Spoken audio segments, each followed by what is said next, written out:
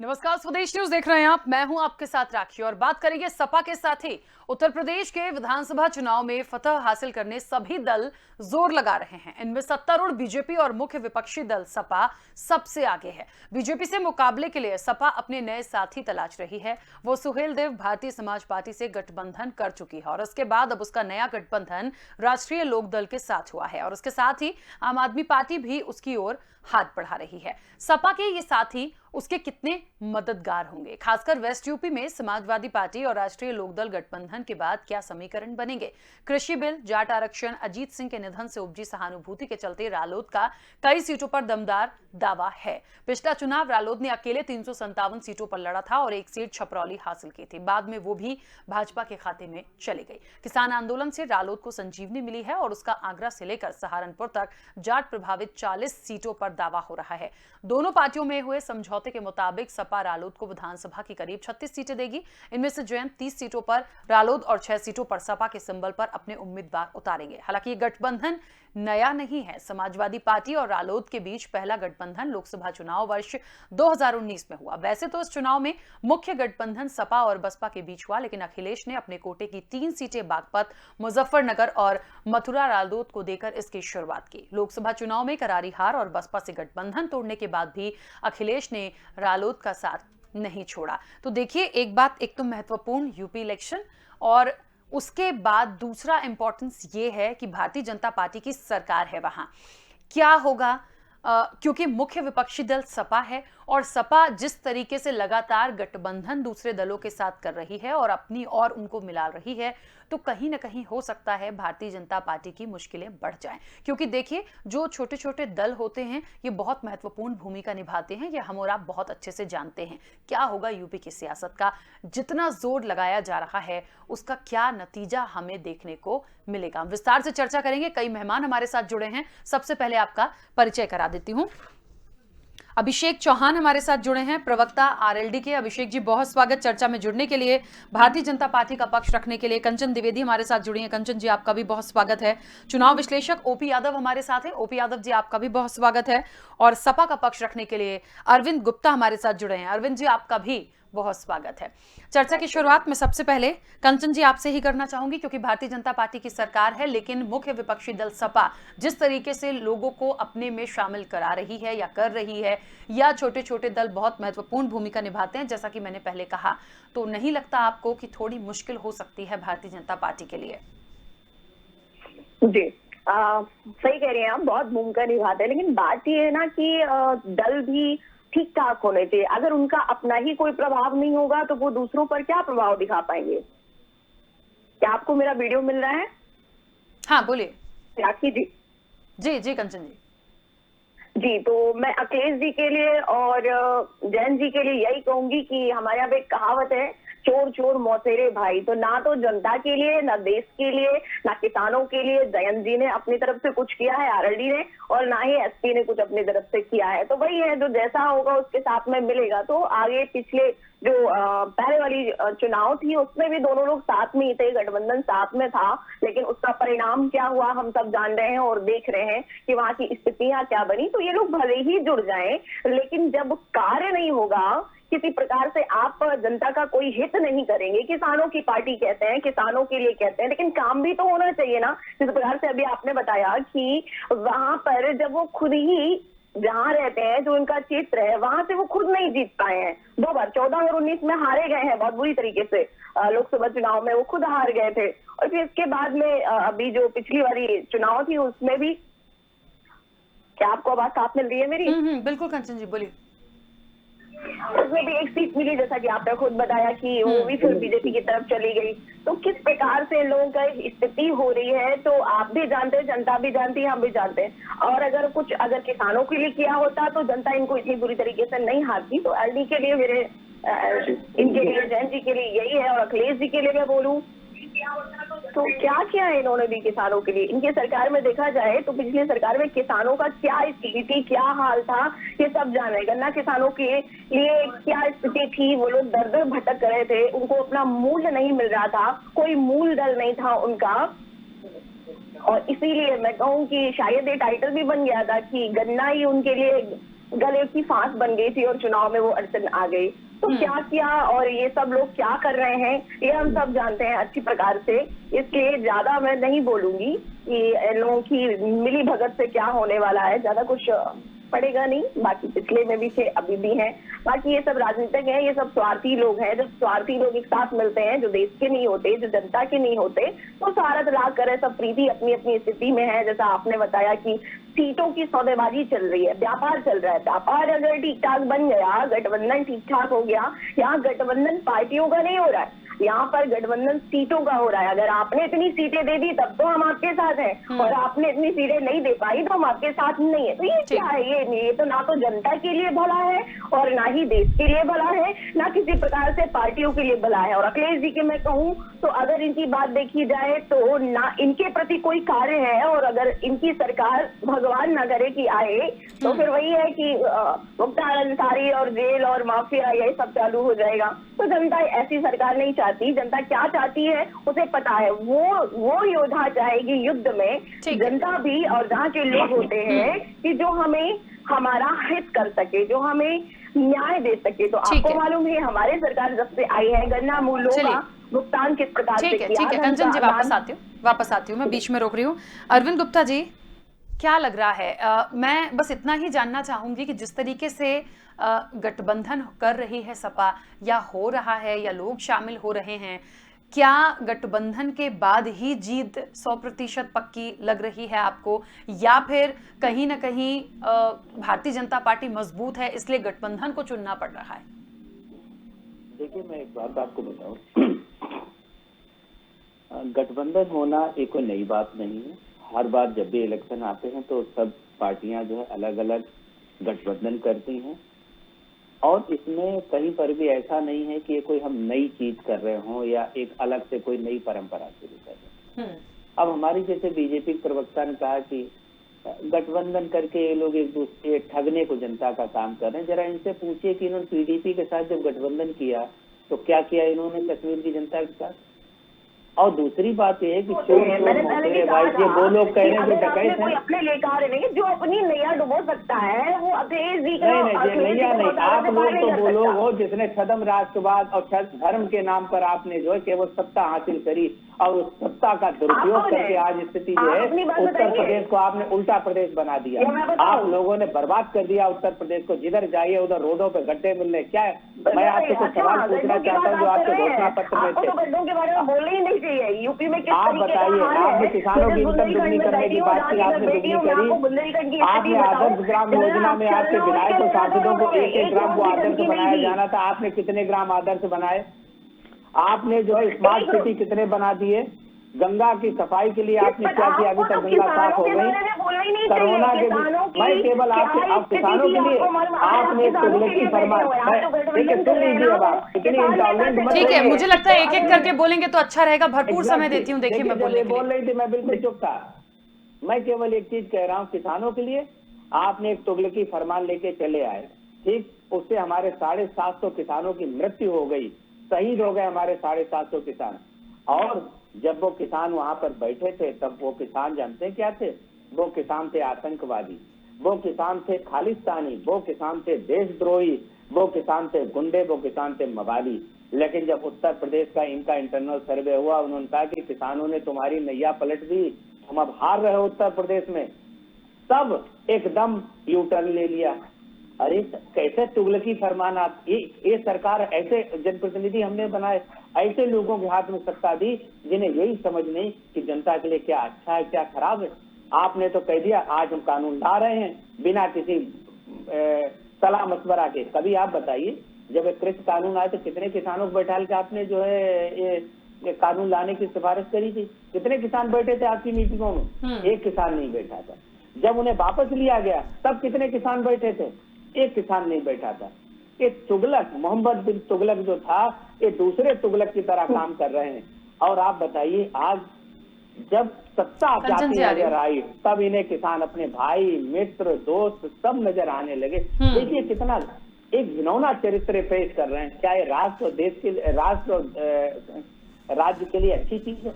ठीक है। और जो चोर की बात कर रहे हैं, ये तो खुद ही डकैत हैं। पूरे उत्तर प्रदेश में इन्होंने पूरे देश में टैक्स के नाम पे, इधर से वसूली के नाम पे इन्होंने केवल खजाना भरा है ताकि वोट नोट दो और वोट लो। इसकी परंपरा को ये दूसरी बड़ी कांग्रेस हो रही। राखी जी बोलने दीजिए, बहुत ज्यादा हो रहा ठीक है। है, आ रही हूँ हमारे और साथ आप दो मेहमान बताओ। और सबका पक्ष आ जाए। कंचन जी आ रही हूँ मैं। ठीक है, जी, मैं जी। अरविंद जी बीच में रोक रही हूँ। अभिषेक जी, कोई बात नहीं। अभिषेक जी, क्या तैयारी है, क्या करना है, क्या लग रहा है और क्या होगा? आपको मेरा वीडियो आ रहा है? नहीं, मैं आपका वीडियो, मुझे आपका वीडियो तो नहीं मिल पा रहा है। आपकी आवाज मेरे पास बिल्कुल स्पष्ट आ रही है। चलिए, सबसे पहले मेरा अभिवादन स्वीकार कीजिए। जी। और अगर आपको मेरा वीडियो आ रहा होता तो मेरे हाथ में हमारा घोषणा पत्र है, जो 31 अक्टूबर को सरदार वल्लभ भाई पटेल जी की जयंती के शुभ अवसर पर चौधरी साहब लॉन्च करके गए हैं। और निवेदन है कि जब हम और आप और तमाम मीडिया पैनलिस्ट बात कर रहे हो तो एक आदर्श शिष्टाचार में बात हो। मैंने किसी के बीच में इंटरप्शन नहीं किया। मैं आशा करता हूँ कोई भी मेरे बीच में इंटरप्शन नहीं करेगा। ठीक है, बोलिए। जी, तो बड़ी अपरिपक्वता वाली बात। देखिए, अति उत्साह में ज्यादा नहीं बोलना चाहिए। राष्ट्रीय लोकदल क्या है क्या नहीं है, भारतीय जनता पार्टी में, आज की भारतीय जनता पार्टी में सिर्फ एक आदमी बता सकता है, राजनाथ सिंह जी। सिर्फ एक आदमी, राजनाथ सिंह। सर, बाबा और पिताजी की बात मत करिए। बुजुर्गों के नाम पे किस प्रकार का कार्य होता है, लेकिन आज आपने क्या किया है? देखिए, मैंने कहा था मुझे बोलना पड़ेगा भाई। आप ऐसी बात, आप इल्जाम लगाएंगे तो डिबेट तो ऐसी बात की है ना, तो बात स्पष्ट करनी पड़ेगी। डिबेट नहीं है, ये आपकी कॉल नहीं है। जब आप बोलेंगे मैं मौन रहूंगा, मैं शांत रहूंगा। आप सुनिए। आप भले ही शांत रहे, पर इल्जाम लगाएंगे तो मैं तो बोलूंगी। आपने जो कहीं गलत हो, डिबेट इसीलिए होती है कि कहीं गलत हो रहा है तो बात करना पड़ेगी, जवाब देना पड़ेगा, जिससे जनता को क्लियर हो जाए कि बात कहाँ खराब है। ठीक है, ठीक है, चलिए। जी, देखिए, पूरे प्रदेश में ही किसान आंदोलन, खासकर जहां पर कैपिटल क्रॉप है, स्पेशली जहां पर गन्ना होता है और जहां पर धान है, चाहे वो पंजाब हो, चाहे छत्तीसगढ़ का कुछ सीमांचल हो, चाहे हरियाणा हो और वेस्ट यूपी, ये कैपिटल क्रॉप है। ये जो तीनों कृषि कानून आए हैं, ये सिर्फ फसल का नहीं, ये नस्ल भी बचने का सवाल था। और अगर ये गलत ना होता तो ये वापस ना लिया जाता। नरेंद्र मोदी के पॉलिटिकल करियर में पहली बार ऐसा हुआ है कि ये वापस हुआ है। उन्होंने खुद इसको वापस लिया है। आप पत्रकार लोग हैं, आप लोग तो खूब जानते हैं, अगर सही होता तो वापस लेने की जरूरत क्या थी?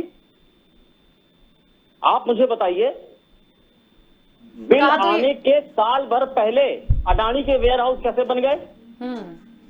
अरे पढ़े लिखे लोगों को तो समझने दीजिए। बिल आने के साल भर पहले। और रही बात गठबंधन की, तो हम किसी से पूछ के नहीं करेंगे। और रही बात, एक बात और बहुत बारीक बात मैं बताऊं, आप राजनीतिक लोग हैं, लोकतंत्र में हमारे बीच में राजनीतिक विश्लेषक बैठे हैं। लोकतंत्र की जब गणना हुई और लोकतंत्र बनाया गया, जब आजादी के बाद लोकतंत्र बनाया गया, तो उसकी आधारशिला में बाबा साहब ने कहा, जो एक वोट पा रहा है वो भी जीत रहा है। जो एक वोट पा रहा है वो भी जीत रहा है, भले उसको खुद का वोट मिल रहा है। और इसमें आप बहुमत में हैं, आप सत्ता में हैं, कल को हम आ जाएंगे, हम सरकार में हो जाएंगे। सरकार किसी एक पार्टी की नहीं होती, सरकार तो जनता की होती है। वो हमको बहुमत दे देगी। आपने ये कैसे कह दिया ये हार गए वो हार गए? एक आदमी 17,000 से हारा, एक आदमी 58,000 से हारा। मतलब इतनी हल्की बातें लोकतंत्र में नहीं करनी चाहिए। दूसरी बात, बहुत स्पष्ट बात, हमने गठबंधन किया, किसी से पूछ के नहीं किया। हमको लगा, अरे मैं आपको बता रहा हूँ, आपको मैं बताना भी नहीं चाह रहा हूँ। आपको बहुत कुछ सीखना पड़ेगा, आपको बहुत कुछ सीखना पड़ेगा। चलिए, अच्छा ठीक है, चलिए मैं वापस आती हूँ। अभिषेक जी बताने जा रही है। चलिए अब मैं वापस आती हूँ, सबके पास वापस आ रही हूँ। चुनाव विश्लेषक हमारे साथ ओपी यादव जी जुड़े हैं, मुझे लगता है बहुत सारी चीजें वो स्पष्ट कर देंगे। ओपी यादव जी, क्या हो रहा है यूपी की सियासत में, और ये गठबंधन करके जितना जोर लगाने की कोशिश है, कितना सफल दिखता है? देखिए मैडम, पश्चिम उत्तर प्रदेश के जो सियासी हालात हैं, खासकर किसान आंदोलन के बाद, और आपको मैं एक बताना चाहूंगा, महेंद्र सिंह टिकैत साहब ने चौधरी अजीत सिंह और मुलायम सिंह जी के बीच में भारतीय किसान कामगार पार्टी, ये 1996 की राजनीतिक घटना है, भारतीय किसान कामगार पार्टी और समाजवादी पार्टी के बीच में गठबंधन करवाया था और मंच पर ऐलान किया था चौधरी महेंद्र सिंह टिकैत ने कि जब किसान की इज्जत और अस्मत दांव पर होती है तो सारे व्यक्तिगत मसले भूल जाते हैं लोग। तो निश्चित तौर पर चूंकि मुलायम सिंह जी के बेटे हैं अखिलेश यादव और चौधरी अजीत सिंह के बेटे हैं जयंत चौधरी, और पश्चिम उत्तर प्रदेश के अगर राजनीतिक हालातों को और उसके संदर्भों को देखा जाए तो बहुत पहले चौधरी चरण सिंह जी ने अजगर पर काम किया था, आहिर जाट गुजर राजपूत जो सोशल कॉम्बिनेशन था उस पर काम किया था। और निश्चित तौर पर पश्चिम उत्तर प्रदेश में मुस्लिम चूंकि यादवों की बहुत ज्यादा संख्या नहीं है पश्चिम उत्तर प्रदेश की जो विधानसभा सीटें हैं, लेकिन मुस्लिम जाट अलायंस उत्तर प्रदेश के 22 के चुनावी नतीजों को निश्चित तौर पर प्रभावित करेगा। किसान आंदोलन अलग की चीज है, सोशल इंटेक्ट की बात कर रहा हूँ। और चूंकि वहां की जो खेती है, अभी एक आपके पैनलिस्ट खुद कह रहे थे कि जो वहां की फसलें हैं वो आर्थिक, और आप देख लीजिए कि हरियाणा और पंजाब से सटा एरिया है पश्चिम उत्तर प्रदेश का, तो वहां के जो सामाजिक हालात है, राजनीतिक हालात है, ये अलायंस सामाजिक रूप से और राजनीतिक रूप से निश्चित तौर पर परिवर्तन करेगा। और जो मैंने शुरुआत में सोशल इंटैक्ट की बात कही कि जाट मुस्लिम जो सोशल इंटैक्ट है, जाट मुस्लिम गुर्जर और खासकर कुछ विधानसभाएं हैं जो यादव बेल्ट भी है, तो एक तरह से सोशल इंटैक्ट खड़ा हो रहा, वो वर्तमान सरकार के लिए निश्चित तौर पर सियासी समीकरणों में फेरबदल करने की पूरी तरह से गुंजाइश है। और किसान आंदोलन में अगर सरकार ने फैसले को वापस ले लिया है, लेकिन पॉलिटिकली वेस्टर्न यूपी पूरी तरह से हीट हो चुका है, उसके निहितार्थ हैं, उसके राजनीतिक मायने हैं, उसके राजनीतिक निहितार्थ हैं और सामाजिक निहितार्थ। जी अच्छा, एक बात और है ओपी यादव जी कि वापस होने के बाद भी, कृषि कानून बिल वापस होने के बाद भी, क्योंकि ये देश का बड़ा आंदोलन था, बड़ा मुद्दा था ये विपक्ष के पास, तो वापस होने के बाद भी अभी भी किसान संगठन माने कहाँ हैं? उनको भी पूरा विधिवत रूप से संसद से पूरी प्रोसेस में चाहिए कि इसको वापस किया, फिर एमएसपी की लड़ाई उनकी चली रही है, बातचीत उनका हो ही रहा है, तो ऐसे में लग रहा है आपको कि बहुत इसका प्रभाव पड़ेगा? क्योंकि वापस ले लेना, बोलना निर्णय अच्छा है, कम से कम सरकार ने किया, लेकिन वो संतुष्ट अभी भी नहीं है। देखिए, एमएसपी जो आपने बहुत सही बात कही, एमएसपी पे अभी पूरी तरह से, और ये कानून देखिए एक तरह से तो डेथ वारंट में सिग्नेचर पहले ही हो चुकी थी और एमएसपी पे अभी पूरी तरह से काम नहीं हो पाया है। तो जो मैंने कहा ना कि सोशली और पॉलिटिकली हीट हो चुका है पश्चिम उत्तर प्रदेश, और यहाँ तक तराई उत्तर प्रदेश का जो तराई रुहेलखंड का एरिया है वो भी किसान आंदोलन ने पूरी तरह गर्म कर दिया, लखीमपुर की घटना ने। तो पूरी तरह से किसान आंदोलन की चपेट में पूरा उत्तर प्रदेश है। ये मत कहा जाए कि सिर्फ जाट लैंड है, सिर्फ गुजर लैंड है या वेस्टर्न यूपी है, पूरा उत्तर प्रदेश इसके चपेटे में आया है और इसके सियासी निहितार्थ निश्चित तौर पर निकलेंगे। और आपको याद होगा 1989 या 1977 में जनता पार्टी का आप चुनाव याद करिए, अजगर चुनाव जीता था, आहिर जाट गुजर राजपूत का सोशल कॉम्बिनेशन। 89 आते आते उसमें मुस्लिम जुड़ गया, जो विश्वनाथ प्रताप सिंह मुलायम सिंह की जुगलबंदी थी 1989 में, मुस्लिम जाट गुजर राजपूत का सोशल कॉम्बिनेशन सत्ता में लौटा था। तो एक बड़ी चुनौती, और आप देख रहे होंगे कि भारतीय जनता पार्टी के जो नेता हैं, जो मेंबर ऑफ पार्लियामेंट हैं, उनको किस तरह से सामाजिक फजीहत उस एरिया में झेलनी पड़ रही है। तो फिलहाल जो पॉलिटिकल डैमेज कंट्रोल है उस पर बीजेपी और उसके रणनीतिकार काम कर रहे हैं, लेकिन जो गंगा यमुना से बहुत पानी बह चुका है तो उसका कहीं ना कहीं खामियाजा भारतीय जनता पार्टी को उठाना पड़ सकता है, ये मैं देख रहा हूं। लेकिन अभी बहुत कुछ होना है, और चूंकि प्रधानमंत्री के लेवल पर हुआ है और प्रधानमंत्री के सियासी जीवन में, जो अभी पैनलिस्ट कह रहे थे कि उनके सियासी जीवन में पहली बार वो 4 कदम आगे और 2 कदम पीछे गए हैं, तो ये भी एक बहुत बड़ी घटना है। और किसान आंदोलन के निहितार्थ सिर्फ उत्तर प्रदेश के 22 के चुनाव में नहीं है, 2024 को भी पूरा उत्तर भारत को प्रभावित करेगा। ठीक है, चलिए कंचन जी, अब आप अपनी बात रखिएगा थोड़ा जल्दी से। लेकिन जी, जैसा कि अभी आपने सुना और मैंने भी सुना कि आपके पैनलिस्ट बता रहे थे कि मोदी जी ने कानून वापसी कर ली, तो इसका मतलब है गलती कानून है इसलिए वापसी कर ली। ऐसा नहीं होता। कभी कभी जनता की बात रखने के लिए, इच्छा रखने के लिए राजा या फिर नेता वही अच्छा होता है जो हर एक व्यक्ति की कंचन जी, मैं थोड़ा सा इंटरप्ट करूं। मैं देखिए, निर्णय अच्छा है, मैं उस पर सवाल नहीं उठाऊंगी, लेकिन एक बात बोलूंगी, यदि निर्णय किया, जनता की इच्छा को समझा, किसानों की इच्छा को समझा, आपको नहीं लगता बहुत देर बाद समझ में आया कि उनके लिए सोच लें, 700 लोग शहीद हो गए, तब जाके सरकार जागी? राखी जी केवल एक ही तबका था जो वहां पर केवल ये चीज में अड़ा हुआ था कि हमें ये चाहिए। और मैं तो कहूँ सीधा सीधा कि ये सियासी मुद्दा था।